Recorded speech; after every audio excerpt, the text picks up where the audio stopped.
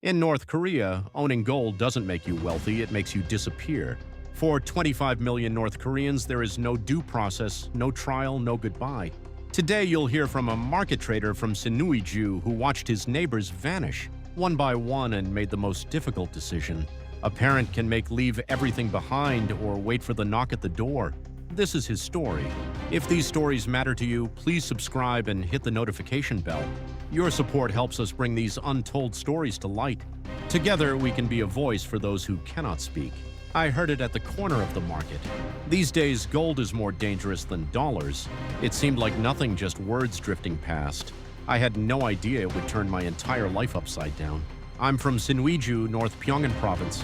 The city sits right along the Yalu River, so from the time I was a boy, I could almost reach out and touch China on the other side.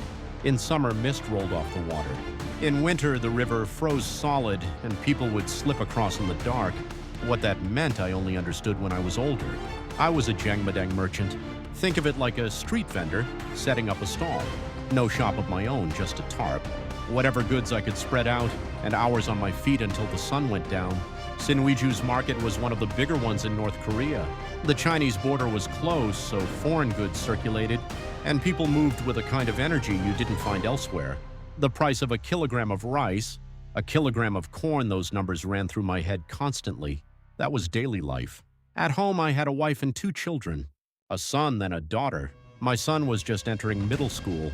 My wife was sharp and capable. She took whatever I earned at the market, added her own skills, and somehow kept the household running.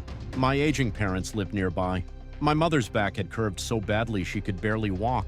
My father coughed without end. But back then, that was just life. Everyone lived that way. State rations had dried up long ago. You ate what you earned. No one was coming to help. The Jangmadang was how you survived. If business was slow, you went hungry. You had to sell. You had to endure. The foreign currency crackdown started that winter. Word spread that the Boibu, the state security department, was hauling in anyone caught with dollars. The market went quiet. People started watching each other. Familiar faces looked the other way. Words that once flowed freely dried up. When the market got that still, I only grew more uneasy. Then, not long after the crackdown, rumors started. A different kind of talk began circulating. Get caught with foreign currency and you can buy your way out. Gold is different. That line lodged itself in my ear. With gold, the person just disappears. I let it wash over me at first. In Sinuiju, rumors were endless. You learned to believe half of what you heard and filter the rest. But walking home that night, those words kept circling back. Something more dangerous than dollars. I still didn't know, couldn't have known that gold was already walking straight into the center of my life. I met Mr. Park at the Jangmadang. Ask anyone in Sinuiju who had the fastest hands in the market, and they'd give you his name. He talked fast, read situations fast, and more than anything, he knew how to connect people. Goods piling up on one side, he'd move them to the other. Money flowing somewhere, he'd redirect it where it was needed. In our world, he was like a neighborhood broker, the kind of person you didn't notice until he was gone. I'd done a few deals through him. He had a reputation for being trustworthy, and it held up. On time, every time. Said what he'd do and did it. That kind of person was rare. Then one morning, he didn't show up. A day passed. Then 2. No word from him, nothing from the runners he worked with. At first, people assumed he was sick or something had come up at home. Disappearances weren't unheard of. You learned not to jump to conclusions. But by the 3rd day, then the 4th, something shifted. Vendors started avoiding each other's eyes. People who used to greet you, "How's business?" Today, just nodded and kept walking. The chatter stopped. Those of us who'd been around long enough knew exactly what that silence meant. Word about Mr. Park came a few days later. His wife approached me at the market, glanced around once and dropped her voice. The Boibu took him. At night. Those 2 words hit like a fist. In North Korea, there's a saying, if they come during the day, you might get an interrogation. If they come at night, you don't come back. No time to tell your family. Gone before the neighbors noticed. I stood there afterward, unable to say a word. Her eyes were red, though, whether she'd cried or just stopped being able to cry, I couldn't tell. I wanted to ask why. I wanted to ask what had happened. But asking that question was dangerous in itself. The walk home felt longer than usual that night. I didn't tell my wife. Couldn't say it in front of the children. I ate dinner, went to bed, but sleep wouldn't come. I lay staring at the ceiling, and those words kept circling back. Dollars, you pay a fine and move on. Gold, the person just disappears. This was no longer a rumor. After Mr. Park vanished, I went through the motions at the market hands, reaching for goods, mouth, quoting prices while my mind was somewhere else entirely. My wife asked what was wrong. I said I was tired. Explaining the truth felt impossible, and I didn't want to pull her into the fear. But as the days passed, the question wouldn't leave me alone. Why had they taken him? At first I didn't know. Dollar smuggling? Something else? But piecing together the fragments that reached me, the answer eventually surfaced. Gold. He'd been a go-between in gold transactions. That's when I started looking harder at what gold actually meant in North Korea. Gold has no private owners in the north. The mines belong to the state. The extraction belongs to the state. The distribution belongs to the state. I'd understood that much. But this wasn't just hands-off government property. When I learned where the money from gold actually went, something cold settled in my chest. The official line was that gold export revenue funded the national economy. But when you spend enough time in the market, patterns emerge. Senior officials living differently than before. High-end goods appearing from nowhere. The pieces start connecting. Gold was the party's off-the-books cash. No one said it out loud, but everyone knew. That meant touching gold privately wasn't just stealing from the state. It was reaching into the party's vein, taking the blood that kept the system alive.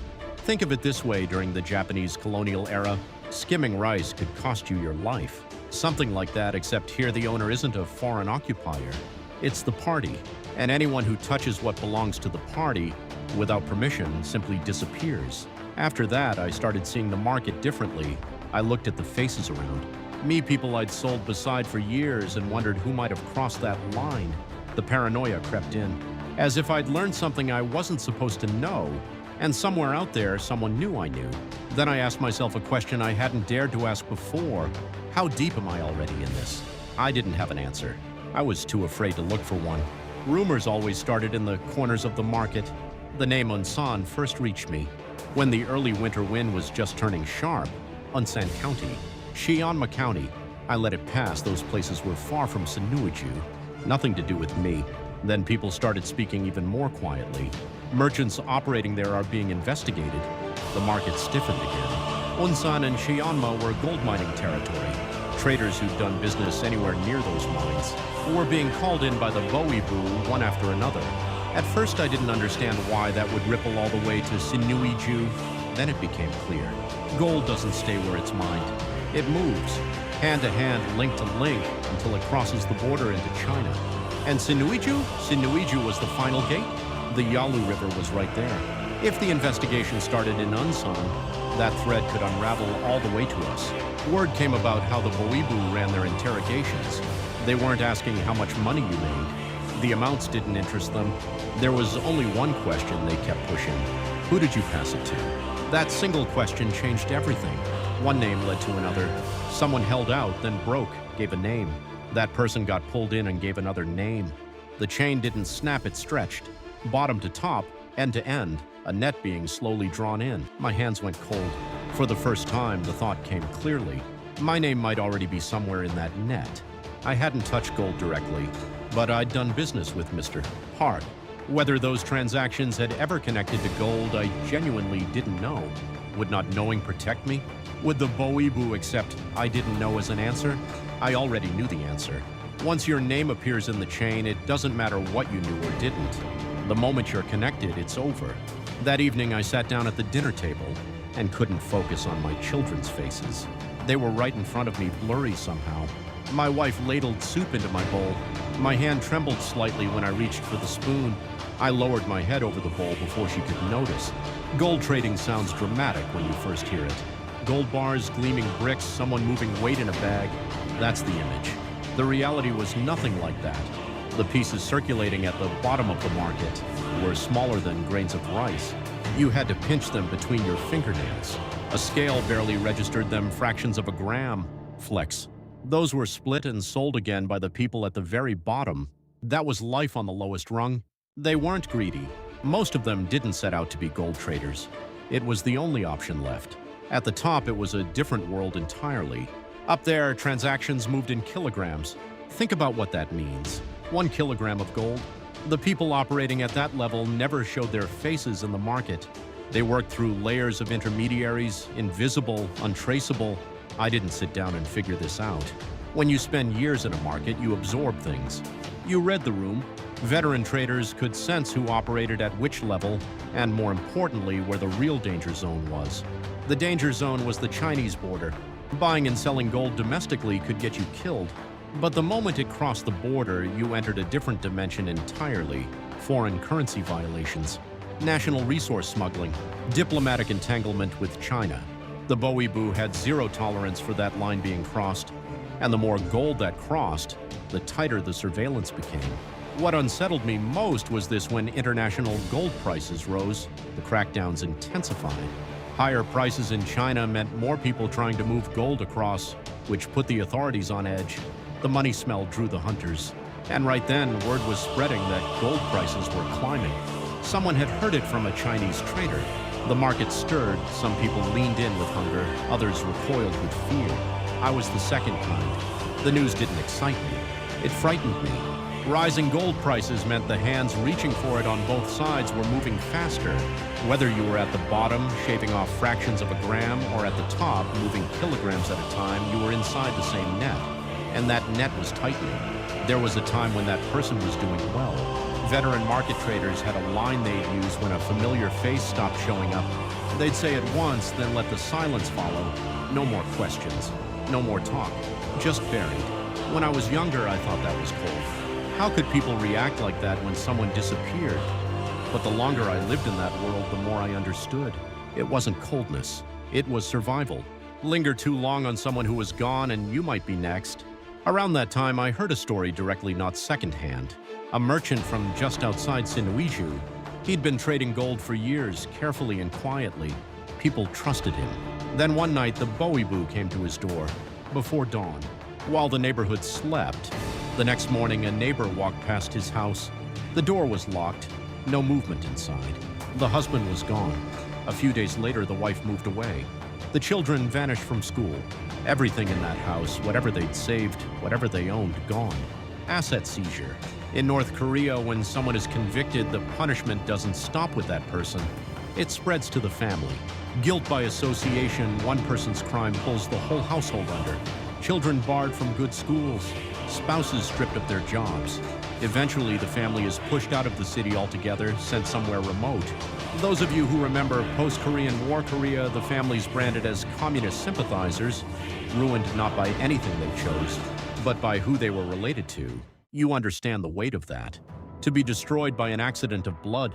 What made it worse was that not even rumors survived. Why was he taken? Where was he sent? Is he alive? Nothing official. Nothing confirmed. He simply ceased to exist as if he'd never been there at all. At the market, when those names came up, the conversation never lasted long. Everyone knew the longer you talked, the more dangerous it got. A few words exchanged, then it faded. One afternoon, an older merchant pulled me aside, slipped it in between other talk like it was nothing. Surviving isn't how you win in this game. I waited. Not getting caught, that's how you win. That landed somewhere deep. I turned away with a half smile, but the smile didn't last. If enduring wasn't winning, what had I been doing all this time? Walking home, I thought about my children. Like that merchant's kids there one day, gone from school the next. For the first time, I saw it clearly, not as a distant possibility, as something that could happen. I didn't sleep that night. Decisions don't arrive all at once. They rise slowly like water, a little at a time until you realize it's already at your throat. That's how it was for me, from the day Mr. Park disappeared. From the night I heard about the Unsan investigations, from the moment that merchant's family was erased without a trace. It had been rising steady, quiet, relentless. Then one night it spilled over. I came home from the market, sat down for dinner. My wife had made doenjang jjigae fermented soybean paste soup. I couldn't tell you what it tasted like. I just ate. My son talked about school. My daughter chattered about something. I nodded at the right moments, but I wasn't there. After the children went to bed, I watched my wife at the sink. Her hands were trembling, just slightly barely visible, but there it was. She knew. She hadn't said a word, but she knew everything. I couldn't keep putting this weight on her shoulders. I went to the children's room and stood over them. My son slept with his mouth open, dead to the world. My daughter had kicked her blanket off. I tucked it back around her. Her warmth reached my hands. Money can be rebuilt. A house, belongings, a market stall, all of it can go. But a person taken by the Bowie brew doesn't come back. I'd seen it with my own eyes. Mr. Park never came back. That other merchant never came back. Once your name was called, it was finished. My name might already be written somewhere. Maybe not called yet, but tangled in the net. The moment that thought crystallized, there was nothing left to hesitate over. I called my wife into the room, quietly so the children wouldn't stir. She came and sat across from me. I paused before speaking. I knew that once the words left my mouth, there was no pulling them back. I think we need to go. She didn't answer. Eyes lowered, she sat with it for a moment, then slowly nodded. No tears. Composed, as if she had already made her peace with it. That composure hit harder than tears would have. We talked for a long time that night, voices low. How would we get out? What about the children? What about my parents? There were no easy answers, especially when it came to my parents. That's when I finally cried. I would have to leave them behind. My mother, bent at the waist, barely able to walk. My father, coughing without end. I couldn't bring them.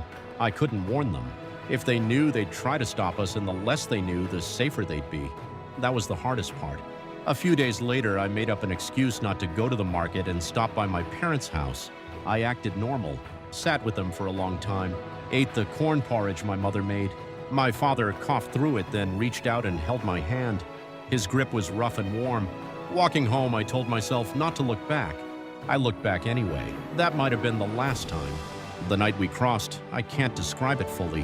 Whether the memory is blurred by fear or by wanting to forget, I'm not sure.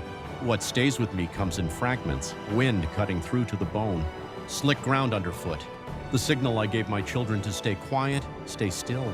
The Yalu River's cold, my body still remembers that. When we reached the other side, I couldn't stand. I just sat down on the ground. My children pressed against me on both sides. I held my wife's hand. No tears came. There was no energy left for tears, and I knew we weren't safe yet. Stepping onto Chinese soil didn't mean it was over. In many ways, a new fear was just beginning. But in that moment, I could breathe. I couldn't remember the last time I'd breathed without watching my back. From the day Mr. Park disappeared, I'd been carrying that tightness in my chest every waking moment. My name, possibly written somewhere, the net somewhere nearby. That compression for just a moment eased, just a little. I looked back at the other side. Sinuiju's lights, not far at all. Somewhere under those lights, my parents were still there. Somewhere under those lights was the market where I'd learned to trade, the alley where I'd met my wife, the street where I'd walked holding my children's hands. All of it still there under those lights. Later, I heard that after I left, Sinuiju's gold trade froze completely. Even the careful ones walked away. The go-betweens went dark. More people disappeared. The ones who stayed kept their heads down, though a few still ran the numbers. But everyone understood. This could end at any time. It took a long time to reach South Korea, months hiding in China, a long, difficult road through many detours. That story would take hours on its own, so I'll leave it for another time. What was it like when I first set foot on South Korean soil? To be honest, it didn't feel real. More numb than joyful. I blinked, wondering if I was dreaming. My children spun around wide-eyed, taking everything in. My wife was biting her lip, holding it together. The only thing that felt real was this, our family, all of us standing there together. I still think about it sometimes. What if I hadn't crossed that night? What if I'd held on a little longer, been a little more careful? Could we have survived? I don't know the answer, even now. But one thing I'm certain of. The moment gold became something to fear, I had already started leaving. My feet were still in Sinuiju, but my heart had already crossed the river. I still miss my parents, left behind in the north. I have no way of knowing if they're still alive. But somewhere, I hope with those rough, warm hands, they're still there.